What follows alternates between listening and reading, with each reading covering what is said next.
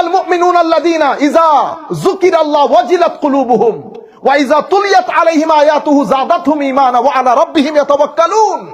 কোরআনে পাকের এই আয়াতের মধ্যে আল্লাহ কাকে মুমিন বলেছেন?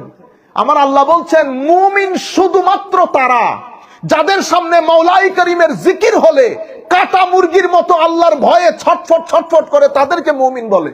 আমাদের মধ্যে এরকম কেউ আছে এখানে? আমি তো নাই, আমি অন্তত নাই।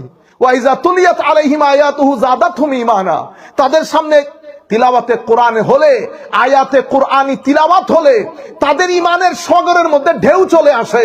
আমাদের তারাবির মধ্যে হাফেজ একটু লম্বা করে কেরাত পড়লে, এশার নামাজের মধ্যে লম্বা করে কেরাত পড়লে আমাদের হাঁচি কাশি বেড়ে যায়। তাহলে কোরআনে পাকের মধ্যে এখানে কোন মুমিনের কথা বলা হচ্ছে? আমার কথা বলা হয়নি। ইমাম কুরতুবী রহমাতুল্লাহি আলাইহি একটা রিওয়ায়াত এনেছেন, শেখ হাসান